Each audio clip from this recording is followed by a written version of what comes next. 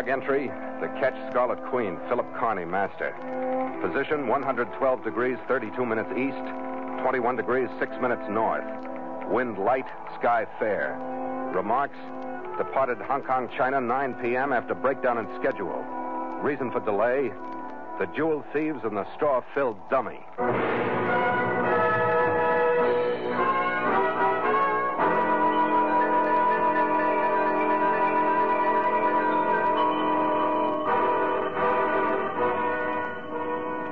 My main purpose when the Scarlet Queen slipped past Stonecutter's Island and into the teeming harbor of Hong Kong was to locate my Chinese boss, Kuji Kang, or at least to get some word of instruction for the charter voyage that had brought me all the way from San Francisco. But 3 days passed and I had no luck. I combed the city of Victoria from the Peak to Broadway on the waterfront, but the Queen idly scraped her fenders on the dock. My crew poured their money into bar tills. My chief mate Gallagher threatened to sign on any ship that was going any place. And I grew more disgusted every minute at being stuck, not knowing where to go or what to do. By the end of the 4th day, I didn't care. I didn't care about anything but relaxing and forgetting.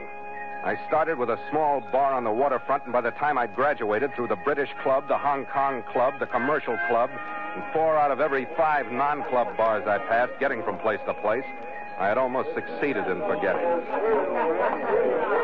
I swung into the Emperor Hotel, crossed the lobby peopled by a scattering of stiff-backed crown colonists, and made the doorway to the bar to look for a table. I stopped. She was sitting alone with an untouched drink in front of her. She looked up at me, her face set and cold.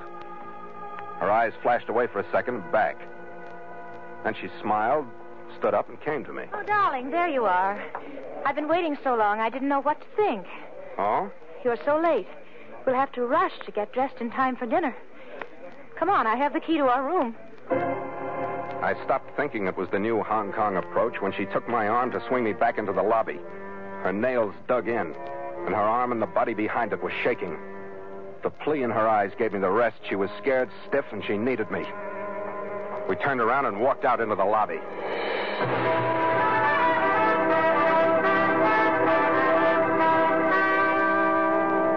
And so Mutual continues The Voyage of the Scarlet Queen, written by Gil Dowd and Bob Tallman, and starring Elliott Lewis.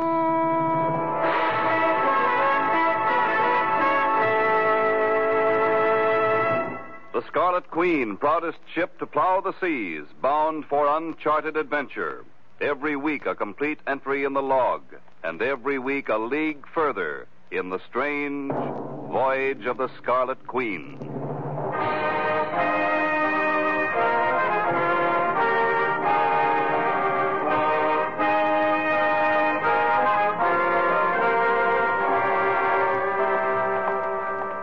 She led me across the lobby without another word, her nails still digging through my coat sleeve, her arm still shaking. When we stopped to buzz for the elevator, I looked back. A very erect, thinly built man was coming out of the bar. His walk was mincing. He stopped by a pillar and looked at us while he put a cigarette in the middle of his mouth with graceful fingers, lit it, and flourished the match delicately to the floor. A powerfully built little 5x5 walked up and joined him. They were still watching us when the elevator took us out of sight.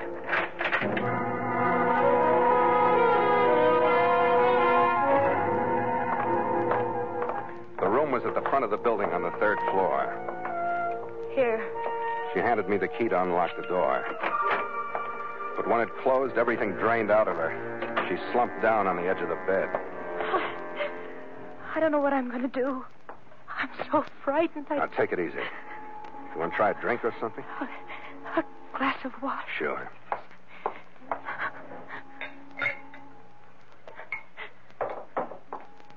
Ah, here you are. Thank you. I can't hold it. Here, I'll hold it for you.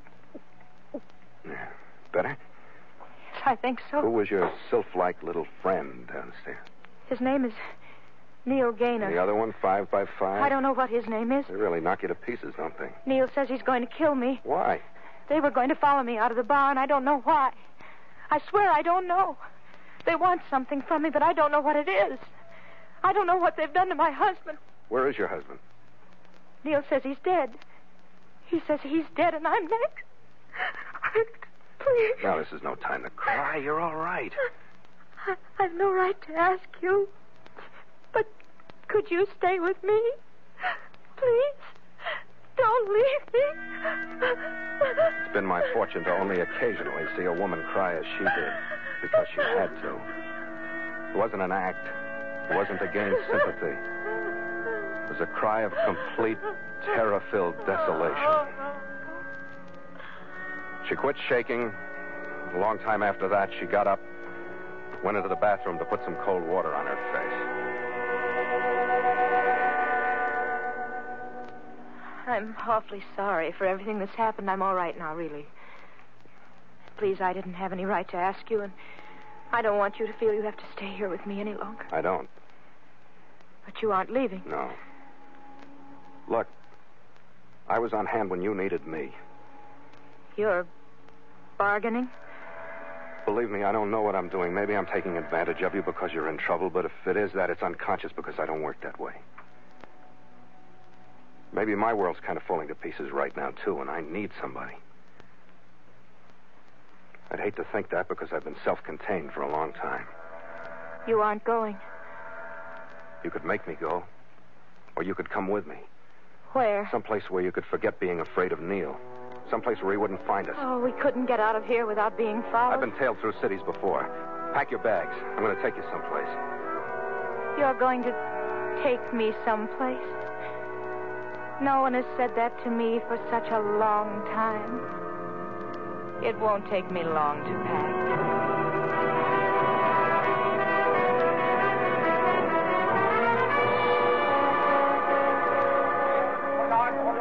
I called a cab and we left the hotel by a rear door. We shouldn't have bothered. There was enough light for me to see Neil Gaynor leaning against the building. When we got into our cab, he got into one parked behind us. We want speed, driver. Turn left at the end of the alley, and I'll give you directions from then on.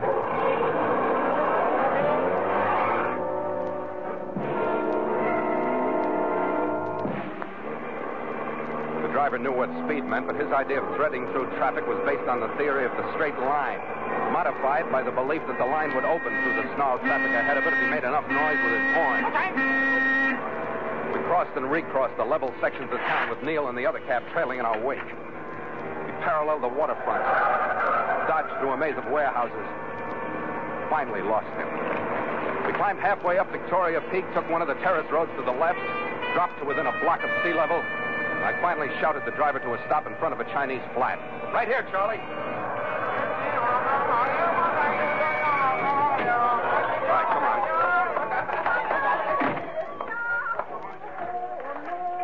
Up the stairs.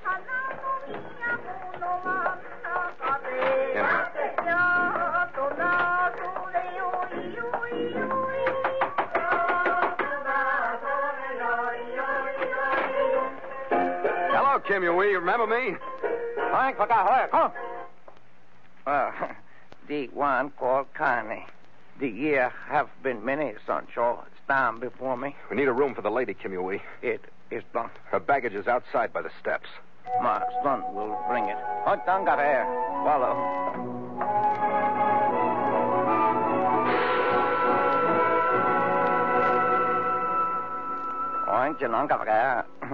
Thanks very much, Kim. She crossed the room to the single window and opened the shutters to look out over the blinking, restless movement of the harbor. The maze of Kowloon's lights across the bay. And for the first time, she was smiling. They keep playing that same record over and over again, don't they? Tell me the truth. Could you tell the difference if they weren't? Certainly. I can tell the difference between one with a singer and one without. We'll put you right up in my class. Feeling better? Of course I am. Your friend downstairs called you Carney? That's right, Phil. Phil Carney. You must have one, too, huh? I don't want to tell you. Well, give me a phony, then. Tell me something. Oh, no, it's not that I want to hide anything from you. You just won't like it. My last name is Ainley. What Ainley? You won't like it. It's Henrietta. Oh, no. I told you. Oh, it's all right. It's a fine name, but you... becomes you like a diving suit would. I told you. Well, it's too late to do anything legal about it. I'll call you Hank. Oh, do you think that's prettier? Hank? Not too feminine, but when you look like you do, they could call you Sam, and it wouldn't matter. So it's all right, huh? Sure. Everything is. Just for a little while, everything is all right. Don't talk about it if you don't want to. I think I do want to. It's simple enough, I guess. You see, my parents were killed out here during the war, and after it was over, I was all alone. Uh-huh. And I married Lucian Ainley. He was good to me. I don't know what he was mixed up in with Neil. I never asked him about anything. When was the last time you saw him? That was over 3 weeks ago. You see, our home was in Calcutta, and he just left one day and didn't come back. And then I got a cable to meet him here, but when I got here, it wasn't Lucian, it was Neil. And I just don't know what it all means, because the way Neil said it, I think he killed Lucian. If I just only knew... Take it easy, Hank. If I knew what he was from... Hey, we're out of the Emperor, remember? Yes. We came out here so you could forget being scared. I'm sorry, Phil. Everything is all right. Really, it is. What's the matter, Phil? Everything's a little frightening. What, Phil? You? What happens to me? Come here, Hank. Yes. I just want your face, like this, so I can look at it. What, Phil? I wondered what makes you so beautiful. Your mouth's a little too wide, your eyes are a little too widely spaced, your cheekbones a little too high. They're playing that same record again. Maybe you don't like comparisons, but this is supposed to be a compliment. There's a woman who's very important in my life. Oh? You look like her. Where is she? She's on my ship. Her name is the Scarlet Queen. She's carved from wood, and she spends all her time under the bowsprit, from where she keeps a good watch on what she's leading the rest of us into. And you look like her. Do you mind? I think it's wonderful. I think it takes care of everything that wasn't taken care of before. Phil, wait. All right, Hank. Phil, I wanted to tell you. I was scared again when you said there was a woman. I was jealous. I want to tell you what's happening to me. That puts you right up in my class. Oh, then it's all right. Oh, Phil. You and your wooden woman.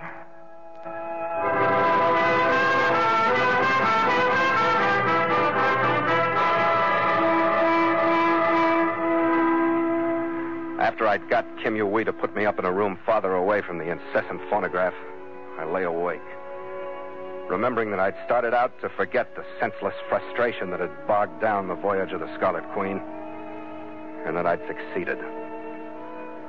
Hank and I didn't move out of Kim Yu-wee's building the next day.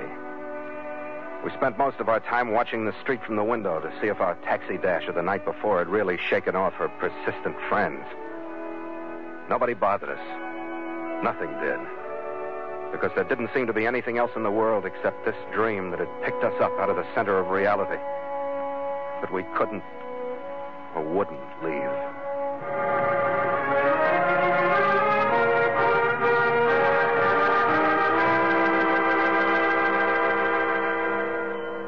We went out that evening and walked, holding to the darkest streets and holding hands.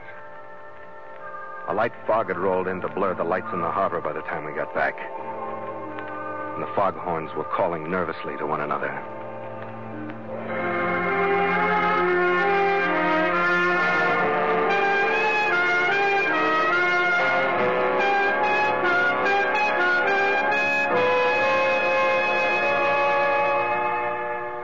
The next morning we hired a taxi. It followed the winding, picturesque road around to Repulse Bay. We swam in the blue water, lay on the sand in the sun, drank in the hotel bar. It was just before sunset when we got back to Kim Yu-wee's, climbed the stairs, opened the door to find the dream invaded.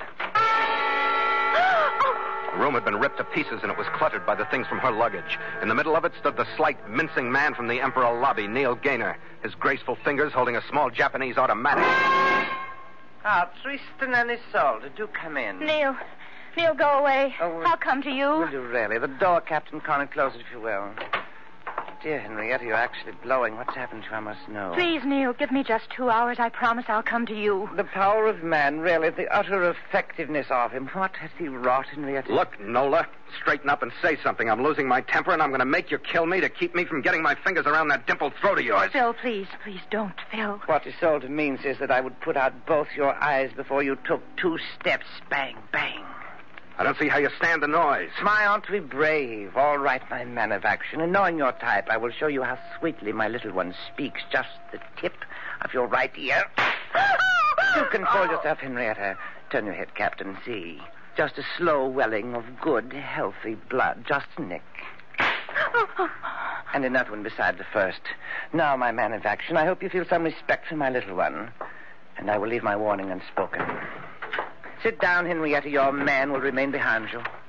How much have you told him? About what, Neil? Oh, you're such a young, innocent, aren't you? How much have you told him? I don't know what you're talking about, Neil. How could I tell him anything? Who are you trying to impress? After all, the captain shouldn't mind if you're only a few £100,000 sterling outside the law, should you, Captain? As long as you're enjoying yourself. I don't know what you're talking about, Neil. How interesting. You mean the disposal of jewels valued at £200,000 was too unimportant to be discussed in your home? Neil, do you mean my husband? I do indeed, and you know it. Lucian Ainley and the brilliant robbery of the Himalayan Transport Company. You believe it, or you wouldn't have flown so rapidly to Hong Kong after my cable to. I was worried about Lucian. You were worried about the jewels. Where is Lucian? He is dead, my dear. And you and your captain will be also, unless you tell me where the jewels are. Neil, I don't know anything about them. Lucian never told me anything. Believe me, I don't know. I really... Neil, what are you doing? Sit still. If you tell me the same story for 40 minutes, I'll try to believe you. I'd moved 2 inches closer to the chair while he backed halfway across the room. He had a thin leather belt in one hand, and he held his automatic in the other. Just as his arm went back and he was briefly off balance, I dropped to my knees behind the chair, grabbed the legs, and threw everything. Chair, writhing girl, and my 210 pounds on him, all at the same time. I stumbled across Hank in the tangle, sprawled forward into Neil's legs just as his automatic snapped. I got my feet under me, pulled him partway up by his hair and one shoulder, and gave him my right knee. I heard his breath leave him. When the pain doubled him up, I hit him just above the chin with my right. I got to my feet, lifted Neil by his clothes. I took him out of the room. I stopped at the head of the stairs, and I tossed him down.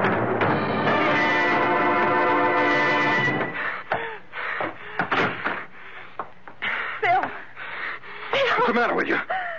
Oh, are you all right? Sure, I'm all right. Oh, hold me, Phil, please. Hold me. Did he hurt you? Not very much. The devil he didn't. Phil, could we go someplace else? You mean 5 by 5 might show up now? Oh, I think so. We aren't going anyplace else. We'll wait for him. Go get some decent clothes on. Do something with your face. You're a mess.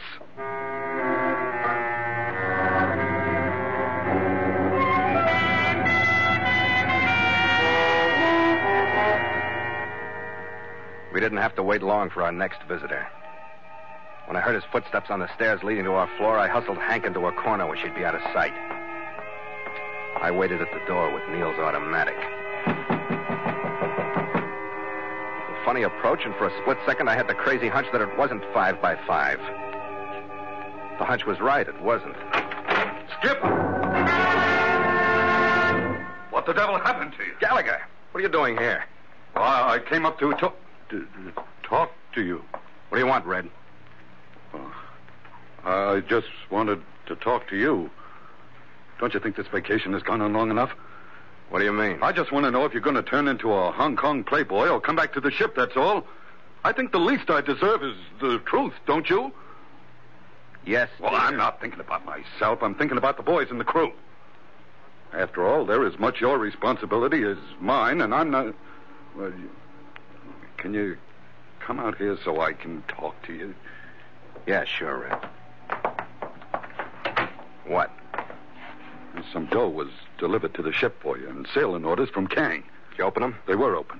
The next port's Haiphong. I was thinking if you want to stick around for a while and come down by land, I could take the Queen down.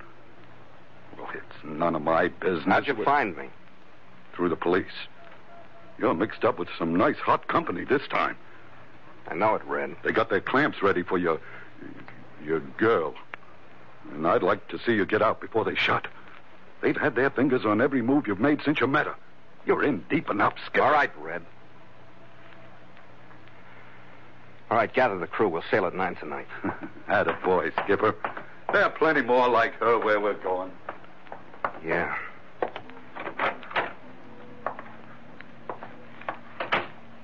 What? What is it, Phil? Come here, Hank. Sit down. Is this goodbye, Phil? You just tell me if it is. What if I told you that Red was taking the ship and that I was going to stay here? Oh, that'd be bad for you and good for me. And we'd make it somehow. What about that 200,000-pound bundle of jewels? Would it make any difference, Phil? No. Now, what if I told you that the police here in Hong Kong were absolutely sure that you do know where the jewels are? Phil, that's impossible. Unless Neil made a sworn statement out of his suspicion. It's true, Hank. They're ready to take you. Listen, if I could draw the police away from you and give you a break... Draw the police away from me. You wouldn't take the break? With you drawing the police? What kind of a break would that be with you in danger for no reason at all? Phil, why are you saying all these things? To get to the real way out and to make it sound as simple as it really is. The Scarlet Queen is sailing tonight at 9 and you're going with her. Oh, I could go with you? You see how simple it is? It's with you. That's all I can see. It's the way out, Hank. We'll figure the rest when it comes up, okay? Oh, okay. How can I answer that? How can I answer a question as big as my whole life? Just say sure it's okay and shut up. You better just shut up and come here.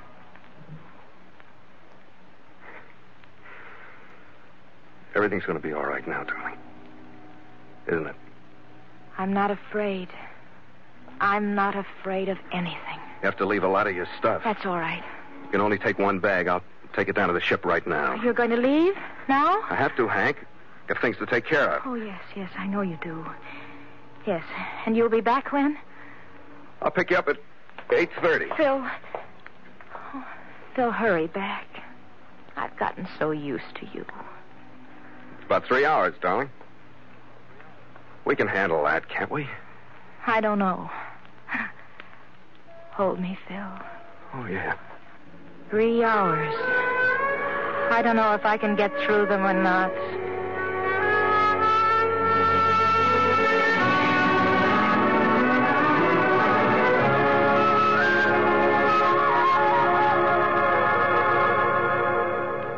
I took her one small bag with me when I left. I got down to the waterfront without being followed and took her bag into a dive. Drank my way through the longest 3 hours of my life. I had to do it this way. I'd asked her if she'd let me draw the police away and she'd refuse, so I had to leave her. I had to do it my way. At 8:15, when she was counting the last 15 minutes to the time when we'd be together, I made an anonymous phone call to the Hong Kong police. And at 9:15, I staggered drunkenly aboard my ship, carrying in my arms a straw-stuffed dress. At the end of the pier, I saw the police I'd called. I walked a little slower. And then I saw him, the squat figure of 5 by 5 skulking in the lee of a warehouse. And I knew that in the mist, the object in my arms would pass very well to all of them as Henrietta Hank Ainley on her way to Haiphong.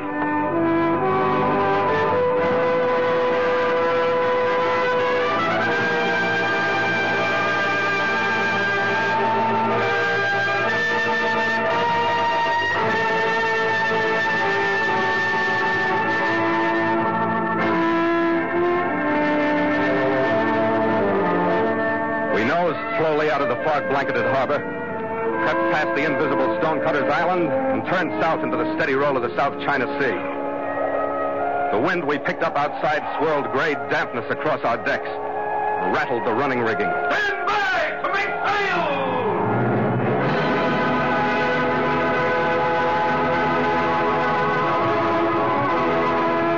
The miserable crew moved sullenly to their stations at the halyards. This foggy departure meant nothing to them. They hadn't known Hank Ainley. Starboard sheet! Make sail!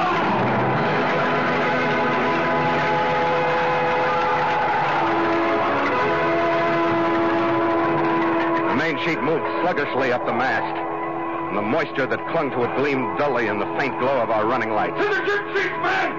Quietly now!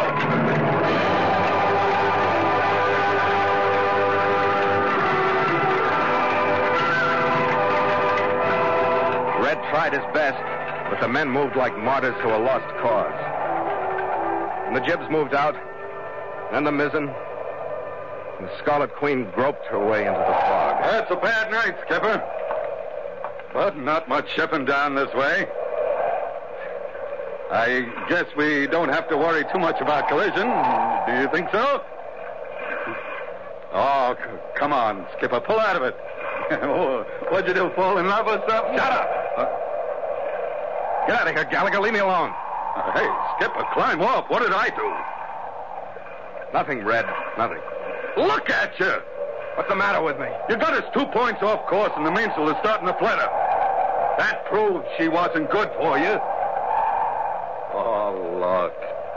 You already got one lady in your life. That Scarlet Beauty under our bowsprit.